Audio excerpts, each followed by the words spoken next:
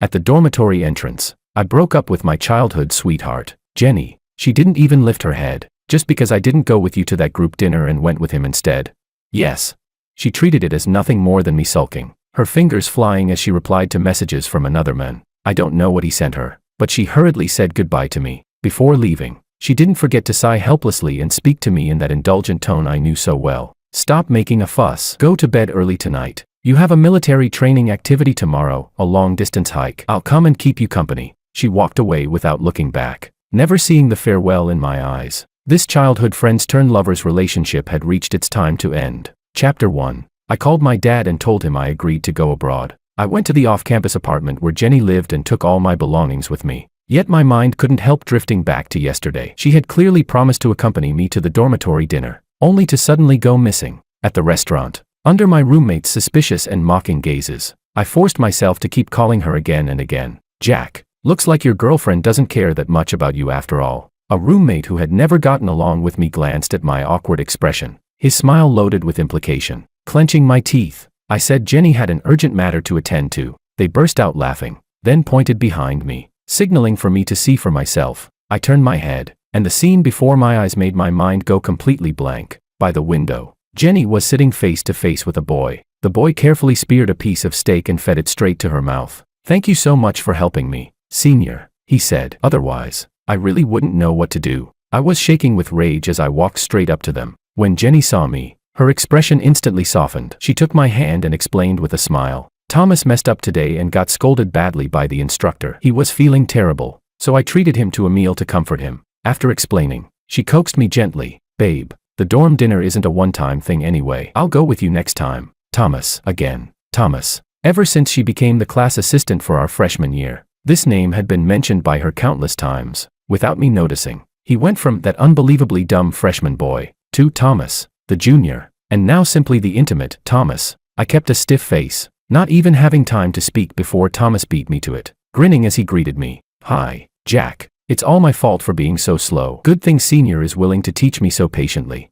Looking at his carefully styled hair, still packed with gel even during military training, I couldn't help but sneer. "If you already know you're slow, maybe cut down the time you spend on your hairstyle and use it to actually practice. That way you wouldn't be the only freshman in the entire grade who can't even remember the moves." Thomas's smile froze instantly, his eyes reddening. Jenny snapped at me sharply. "Jack, how can you be so mean? Apologize to Thomas right now." Not giving her the chance to continue blaming me, I turned around and left. That night, I curled up on my bed, my roommate's sarcasm and cold mockery seeping through the bed curtains nonstop. My tears soaked the pillow despite my efforts. Suppressing the ache in my chest, I stubbornly clutched my phone, waiting for Jenny to come and comfort me. From childhood to now, no matter how we argued, we had never gone more than an hour without speaking. Jenny would always act cute and tease me until I laughed through my tears. But this time, her message never came. What came instead was a post from Thomas. "You stayed up so late practicing with me and even treated me to a drink. That was awesome."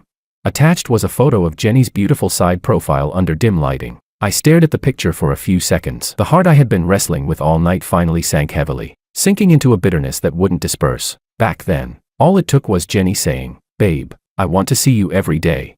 For me to foolishly reject my parents' plan to send me abroad to study, determined to attend the same university as her. Even though this school and this major weren't what I liked at all, I naively believed that as long as I could be with Jenny day in and day out, everything would be worth it. I clenched my fists, feeling that my past choice wasn't worth it, and grieving for my own reckless devotion. A notification from the overseas study agency pulled me back to reality. In the empty room, head lowered, I methodically organized all the documents needed for studying abroad and sent them over. Chapter 2. In the evening, just as I finished packing my things, the apartment door was pushed open. Jenny came in laughing and joking with a few friends. Thomas was with them too. I heard his slightly embarrassed voice. "This is so humiliating. I didn't expect to step on a rock and accidentally fall into the lake. I got completely soaked. Good thing I left some clothes at Senior's place last time." Those two sentences felt like they instantly shoved me into an icy abyss, sending a chill through my entire body. This apartment was rented by Jenny because her schedule didn't match her roommates. I usually lived in the dorm and only came here occasionally. How could she let Thomas come here? She even let him leave clothes behind.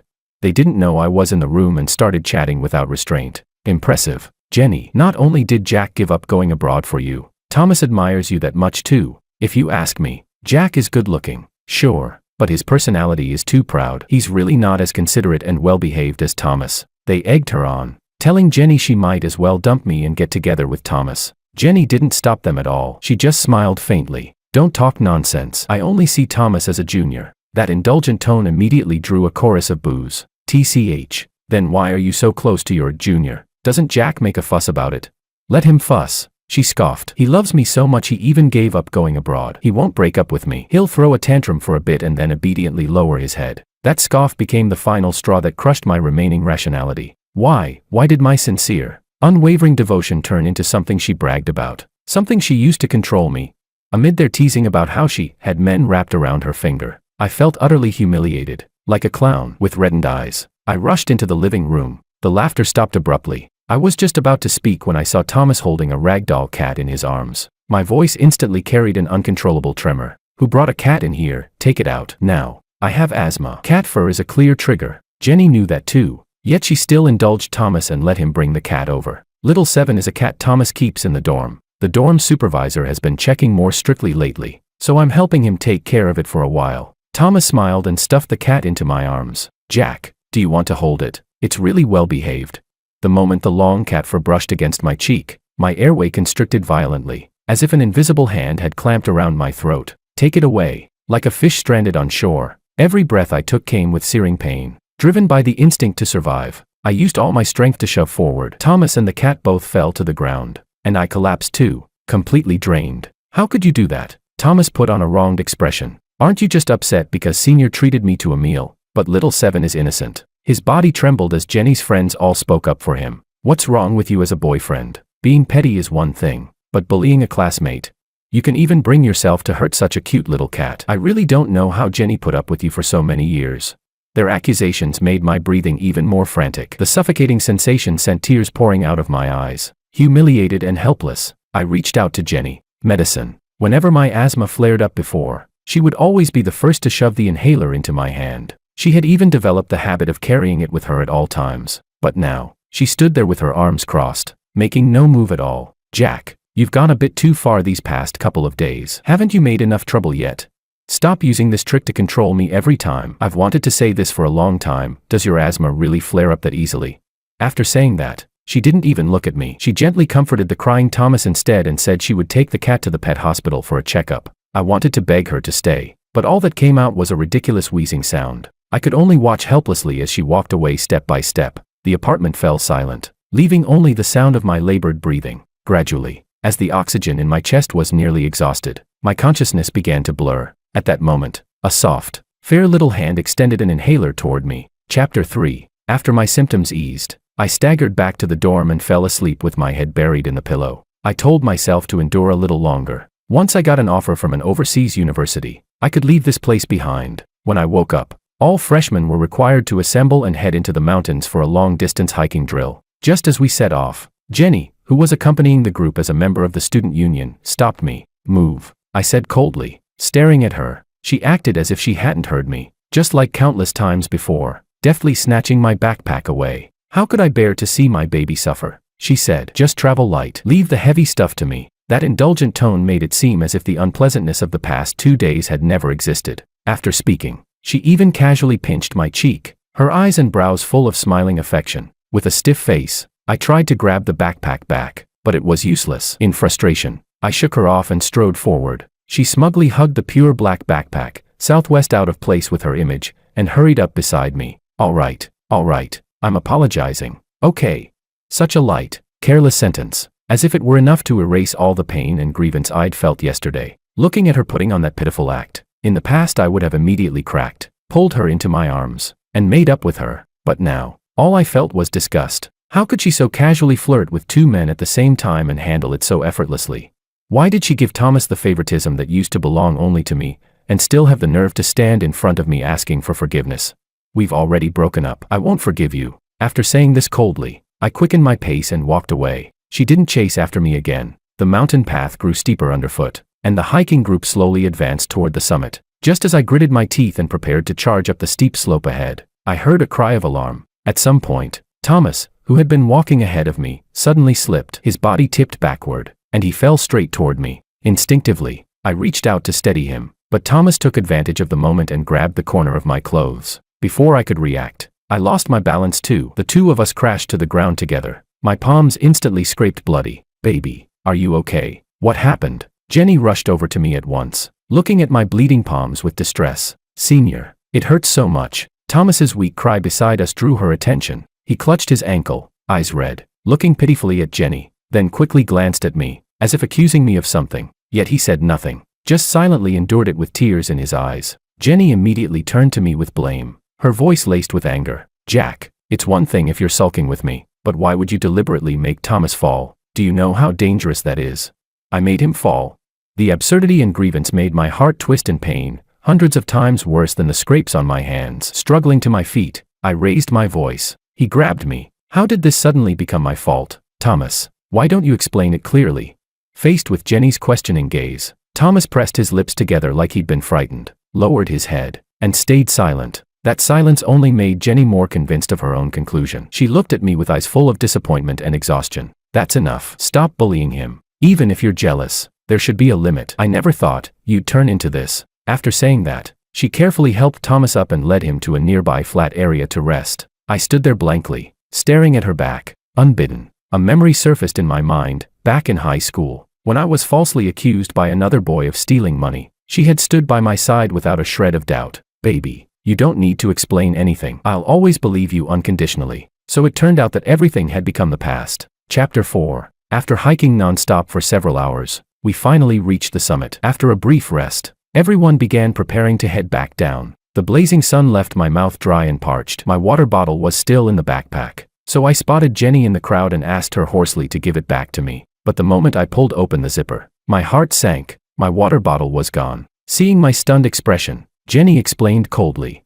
Thomas finished all his water, so I gave him yours. Just consider it an apology for making him fall. She paused for a moment, then softened her tone anyway. All right, he's not seriously hurt. I'm not blaming you anymore. Just don't do it again. I'll have him return the bottle to you now. Under the shade of a tree not far away, Thomas was holding my water bottle, taking small sips. So annoying. Climbing a mountain got my sneakers all dirty, he muttered, then casually poured most of the remaining water over his mud-stained shoes with a splash. What are you doing? I rushed over furiously to grab it. He yelped and let go. The bottle fell into the mud, completely empty. Fire practically shot from my eyes as I yelled at him. What's your problem? Using my drinking water to wash your shoes?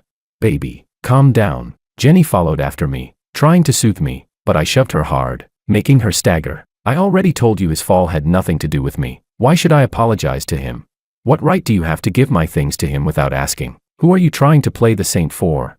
My throat was so dry it felt like it was about to catch fire. Looking at my reddened eyes, Jenny sighed. Thomas just likes to keep things clean. He didn't do it on purpose. Don't be so petty. There's backup bottled water with the student union logistics team. I'll go get you some. Be good and wait here. With that, she hurried off in big strides. Thomas's eyes flickered, as if he was thinking about something, and he followed after her. The blood from the scrapes on my palms had already dried, leaving behind an unpleasant sticky sensation. After hours without a single drop of water, my vision had begun to darken around the edges. I could only sit down where I was to rest and wait for Jenny to bring water back. But after waiting a long time, long enough for the main group to start gathering and heading downhill, she still hadn't returned. With a dark expression, I took out my phone to contact her, only to see photos someone had posted in the freshman group chat. Even during a hiking drill, we still get forced to watch PDA shoved down our throats. Scrolling through the chat history, I finally learned that Thomas had suddenly felt dizzy from heat exhaustion. Jenny had immediately supported him. The two of them pressed closely together, and anxiously got into a car parked halfway up the mountain to leave early.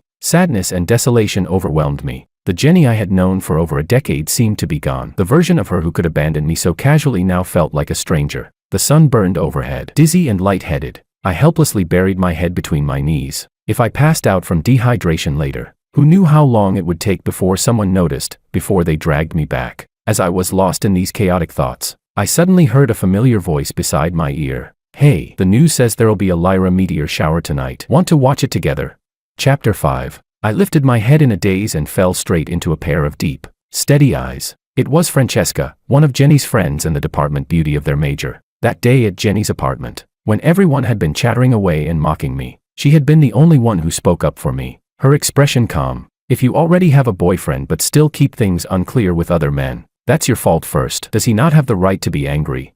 Those words instantly darkened Jenny's expression. The others hurried to smooth things over, but I remembered clearly the girl who had spoken up for me when my asthma attack was triggered by Thomas's cat. It was also Francesca who handed me the inhaler in time. While I was still spacing out, Francesca had already twisted open a bottle of mineral water and passed it to me. Drink slowly, don't choke. The cool water moistened my dry throat as I quietly studied the person in front of me. Jenny had complained more than once that this friend of hers was a cold, aloof ice queen, but after just a few minutes together, I felt that beneath the surface, she was actually gentle and considerate. I brought iodine and bandages. Francesca gestured for me to extend my hand and carefully began tending to the wound on my palm, her movements light and cautious, afraid of hurting me. Thank you, Senior, I said sincerely, then remembered what she had mentioned earlier. You said there's a meteor shower tonight. As my strength gradually returned, the heavy emotions that had been weighing on my heart dissipated. My eyes lit up. I've always wanted to see a meteor shower. And this time, it was the Lyra meteor shower. A year ago, when I had just entered my final year of high school, I had excitedly dragged Jenny, who was home for summer break, along with me. I'm going to make a wish. I wish I can get into the same university as you, and that we'll always be together. You believe that stuff? So silly. Jenny had patted my hand helplessly, then refused me on the excuse that she needed to entertain her college classmates. That night, disappointed, I stood alone on the rooftop for a long time. In the end, due to a sudden change in the weather, I didn't even get to see that meteor shower. I widened my eyes in shock. Among Jenny's college classmates back then, Francesca had been there too. Francesca laughed softly. I wasn't sure if it was my imagination, but a faint blush rose on her fair face. The weather will be good tonight. You'll definitely see the meteors, and I hope all your wishes come true. What I didn't know was that on that lost and desolate night a year ago, Francesca had been not far away. The boy's dejected, downcast silhouette had, without reason, slipped into her heart from that moment on. You must be starving. Want to eat something first? Francesca took out a few strips of jerky. Astonishingly, they were my favorite flavor. Seeing me accept them without hesitation and start eating, she curved her lips slightly and brought up another topic. I heard you're preparing to go abroad. Ever since I made up my mind to study overseas, I'd been busy requesting various certification documents from the department. I hadn't deliberately kept it secret. For someone as observant as Francesca, it wasn't surprising that she knew. What was laughable was that Jenny, my girlfriend, still had no idea. Which school are you applying to? Francesca asked again, a hint of anticipation creeping into her tone. After a brief pause, she explained that she would be a senior next year and was planning to go abroad for graduate school as well. Southwest. She paid close attention to these things. Naturally, we added each other on WeChat and agreed to share any useful information. Maybe one day we really would end up in the same country, even the same city, able to look out for each other in a foreign land. After chatting for a while, we both fell silent. Being with Francesca brought a strange sense of comfort. There was no need to rack my brain for topics. Even sitting in silence didn't feel awkward at all. We sat side by side on the mountaintop. The cool summer night breeze brushed past us, and above, the stars shone brilliantly. When the first meteor streaked dazzlingly across the night sky, I excitedly grabbed her hand, stood up, and clasped my palms together to make a wish. It was completely different from last year's. This time, it had nothing to do with Jenny. I wished only for myself, that I would become resilient and independent, and that my future would be bright and open. When I opened my eyes again, meteors were still streaking across the sky from time to time. I turned my head to look at the girl beside me. Her usually cool features were now unbelievably gentle. Her lashes were lowered, and a quiet shimmer flowed through her eyes. My heart stirred for no reason. I suddenly realized that in the past, my eyes had only ever seen Jenny. I had firmly believed she was the best girl in the world, so I suffered for her and grieved over her. But once I finally looked away, I discovered that there had always been better scenery right beside me. Chapter 6. After sending the overheated Thomas to the campus clinic, Jenny hurriedly comforted him with a few words and was eager to leave to look for me. I was still thirsty, still waiting on the mountain for a long time. She didn't want to disappoint me again. Just as she was about to turn and leave, Thomas suddenly reached out and grabbed her sleeve. Senior, could you stay and keep me company for a bit? He lowered his head weakly. My head is still spinning. Can you take me back to the dorm later? She had always enjoyed this feeling of being relied on, of being needed. But now, hearing Thomas's voice, Jenny irritably tugged at her long hair. For no reason, she thought of how I never acted like this. Even when I occasionally threw tantrums or acted willful, my core was always strong. Yes, that was exactly what she loved most about me. Resilient, independent, like a little son. How could she let her son feel sad and disappointed? The urge to see me grew stronger and stronger. She tried to brush Thomas off with an excuse so she could leave, but he wouldn't let go. Gathering his courage, he blurted out, Senior, actually. I really like you. I want to be with you. Jenny stepped back in shock, pulling away from him. Thomas, what are you saying? I have a boyfriend. Jack is my boyfriend. She hurriedly explained that from beginning to end, she had only ever liked me, and that Thomas had misunderstood everything. Senior, you're lying. Thomas's eyes seemed to well up with moisture. If you didn't like me, why would you ditch Jack at the group dinner and stay with me? Why would you practice with me until late at night and buy me drinks? You even let me go to your apartment. And you, stop talking. Jenny cut him off abruptly, her voice trembling at the end. Just what? Just feeling sorry for a boy who had just started college, so she kept softening and helping him, just enjoying the sense of superiority that came from his dependent gaze. But wasn't Jack also a freshman new to everything? He had come to this university for her, yet she had never truly cared about him, and now, he was still alone on the mountain, waiting for her to go back. Thomas's words struck Jenny like a heavy blow, jolting her awake. Only then did she realize how far she had crossed the line during this time. What happened before was my fault for making you misunderstand. From now on, don't come looking for me again. I'll also ask the counselor to replace me as class assistant. Jenny firmly brushed his hand away, dropped those words, and quickly left. She ignored Thomas's attempts to stop her. She had to find me immediately and sincerely apologize. It was fine. After all, I loved her so much, loved her enough to change the course of my life for her, to give up studying abroad. She was confident she could coax me back. Jenny reassured herself this way, feeling a bit more certain. She had just reached the school gate when she ran into the student union member responsible for checking attendance for the hiking drill. She took the sign-out sheet and glanced at it. My name was already written there, but it was clearly not my handwriting. What's going on? Where's Jack? She asked urgently. That student replied. Francesca said Jack is with her right now, so she asked us to sign out for him. Another student, unaware of Jenny's relationship with me, joked.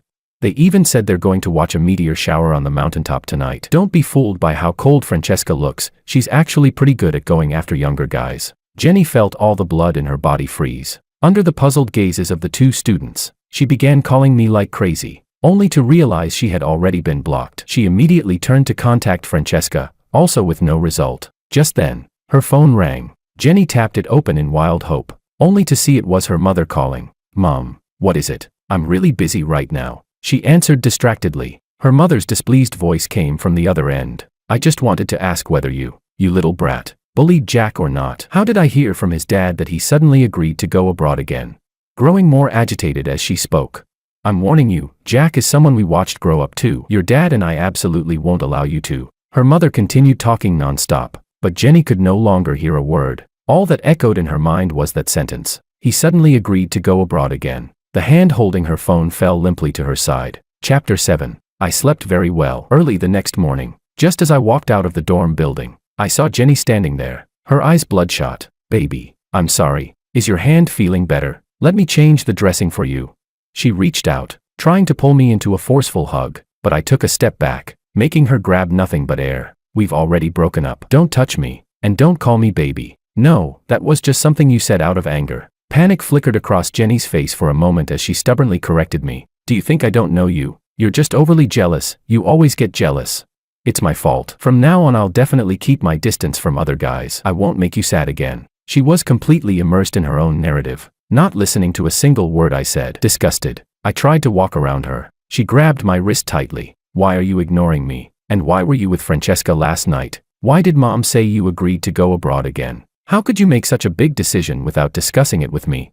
Her reddened eyes locked onto the neatly bandaged gauze on my hand, her expression changing abruptly. The barrage of questions almost made me laugh in anger. She actually had the nerve to interrogate me like this. Jenny, I'm single now. I don't need to report anything to you. Before I could finish, Francesca appeared behind me and coolly brushed Jenny's hand aside. Sorry, excuse us. Then she stuffed the breakfast she'd brought straight into my hands. Jenny, Jack has already made himself very clear. He wants to break up with you. She waved her phone screen at Jenny. As a friend, I'd advise you to deal with your own mess first and stop clinging to him. It turned out that late last night, someone had exposed Thomas on the campus forum for repeatedly and deliberately inserting himself into other people's relationships back in high school. His reputation there had already been ruined long ago. No one expected him to pull the same tricks after entering college. As soon as the post went up, someone recognized him. Hey, isn't this the freshman who got heatstroke during the hiking drill and was helped into a car by a senior on the spot? The comment section exploded. Yeah, I saw them too, they were practically glued together. I even low-key shipped them back then. Who would have thought? Classmate, shipping everything will only ruin your brain. I know the girl who helped him, she clearly has a boyfriend. So this is what they mean by, flies only swarm cracked eggs. Plenty of freshmen from the military training jumped in to defend me. Speaking of that, during the mountain hike, that guy Thomas slipped on his own and even grabbed Jack, dragging him down with him. I was right next to them. He didn't get hurt at all and just kept playing the victim, making it look like Jack caused the fall. Jenny's pupils shrank sharply as she read through the comments. So she really had misunderstood me without even bothering to find out the truth. One comment after another. More and more evidence was pieced together, the confrontation at the restaurant after I caught Jenny and Thomas eating together. Thomas's not-so-subtle bragging posts, all of it was dumped into the thread. Thomas was labeled a male homewrecker, and Jenny was branded a cheating woman. Both of them became completely notorious on campus. Jenny's face turned pale. That's not how it is. I didn't cheat, I don't like him. But in the face of the endless stream of photos and videos, any explanation sounded feeble. Whether her behavior had crossed the line was obvious to anyone with eyes. She even tried to find Thomas to prove her innocence. But Thomas had already gone to the faculty office to apply for a leave of absence, hiding from the overwhelming backlash and the cold, cutting remarks that followed him everywhere on campus. Jenny didn't fare much better. She had always maintained the image of a warm, positive, reliable senior, both in her department and in the student union. Overnight, everything changed. She had to scramble to deal with the fallout, leaving her with no time to keep pestering me. And during that same period, I successfully received an offer from my dream school. In just a few days, I would be leaving. Thank you for your help, senior. Before I left, I treated Francesca to a meal to thank her. The cold on the outside, warm on the inside. Girl lowered her head a little awkwardly. It was nothing, really. She and Thomas had graduated from the same high school. The things Thomas had done were infuriating enough that even though she was a few years older, all it took was asking around among juniors she knew to learn the truth. Jack, you're truly outstanding. Francesca's eyes shone like stars as she looked at me, filled with admiration and encouragement. I wasn't some clueless boy new to love. After spending these days together, how could I not understand her feelings? Unlike Jenny, who wanted to bind me to her side even if it held back my future, Francesca only supported me in choosing the path I truly wanted, even if it meant an ocean between us, because she would work hard to walk toward me on her own. So, can you give me 1 year? Her eyes were full of hope. We looked at each other and smiled. All right, I said softly. I'll wait for you. Chapter 8. On the day I left the country, Francesca had an important competition to attend and didn't come to see me off. That was just fine. Both she and I had our own pace to follow. Jenny, however, skipped class and rushed to the airport, stopping me just before boarding. Baby, no. Jack. Her eyes were full of pleading. Can you not go? She choked up. We've been together for so many years. Can you really just let it all go? I smiled. If I don't let it go, then what? Should I keep enduring your blatant favoritism, watching you stand me up again and again for Thomas, and then shamelessly accuse me of being mean? Should I accept that you knew perfectly well I have asthma, yet still indulged Thomas in bringing a cat over, and when I was suffocating in despair, you abandoned me to take his cat to the pet hospital? Should I allow you to waste my water on him without permission, while I waited alone on the mountaintop until everyone was gone, only to find out you'd already left, supporting him as you walked away? Yes, I once thought letting go of this relationship would be incredibly hard. We had known each other since childhood. She was my first love. Loving her had long since seeped into my bones and become a habit. That was why her favoritism toward Thomas, her intimate closeness with him, hurt me the most, cutting straight through my heart. And yet, she had done all of it so naturally, so decisively, without a shred of hesitation. I stared steadily at Jenny's increasingly anguished expression. Her lips trembled as if she wanted to explain, yet no words came out. What could she even say? How could she possibly say anything? She had simply been too confident, so certain that since I had already chosen this university for her, I would never leave over something like this, even though she knew perfectly well that what she was doing would hurt me. I'm sorry. I really am sorry. Her face was dim, yet she still refused to give up. But are you really unwilling to give me even one chance to make it up to you? Are you really going to sentence me to death just like that?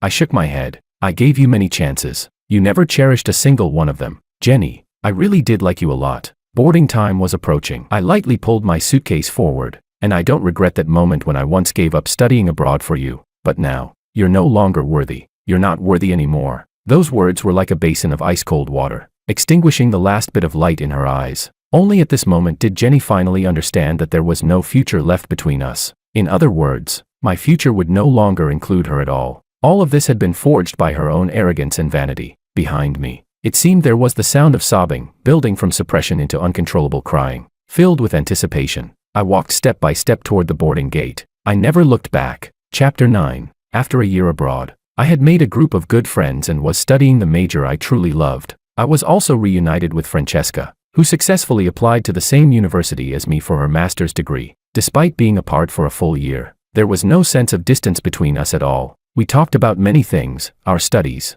our lives, and the future, and it was through her that I learned what had happened to Jenny and Thomas. Thomas, who had taken a leave of absence and stayed at home, showed no remorse at all. Instead, he seduced a wealthy married woman. On the very first day after he returned to school, the enraged wife stormed in and caused such a scene that it went straight to the university president. The incident also exploded online, severely damaging the school's public image. The final outcome awaiting him was expulsion. As for Jenny, after I left, she drifted through her days in a daze. She quit the student union and lost all motivation to study. She stayed holed up in her small apartment, numbing herself with cigarettes and alcohol, sleeping by day and awake by night. Skipping classes became routine. By the end of the semester, what she received in return were failing grades across almost every subject, and an academic warning letter sent directly to her home, cautioning that if this continued, she would very likely be delayed in graduating. Jenny's parents were furious when they learned the truth, yet they couldn't persuade their dispirited daughter no matter what they tried. All they could do was watch helplessly as she continued to sink.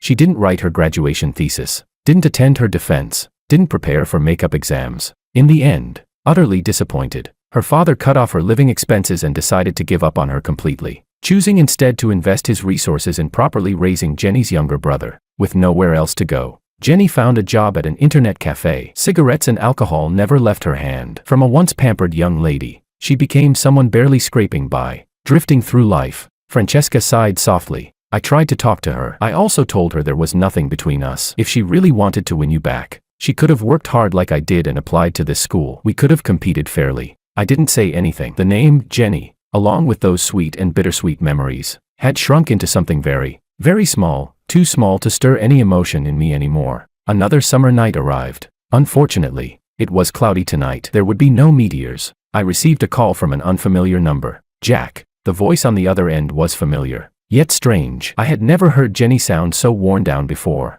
If back then I had firmly rejected Thomas and gone with you to that dorm dinner, if back then I had kept all my favoritism just for you, then we'd definitely still be together now, wouldn't we? I would have seriously prepared for job applications, found a good job, and we would have had a happy little home. I coldly cut off her self-deceiving fantasy. There is no if. Jenny, you ended up like this because you chose to ruin yourself. It has nothing to do with me. There was no response from the other end for a long time. I didn't need one anyway. After hanging up, I continued walking forward. At the intersection ahead, a figure stood waiting for me, holding a bouquet of flowers. Jack. Under the thick night sky, Francesca's eyes shone brilliantly. I could clearly see my own reflection in her pupils. Can I be your girlfriend? The sky was still covered in clouds, but that dazzling meteor shower I once watched side by side with Francesca on the mountaintop had already illuminated my heart. Smiling, I opened my arms to her.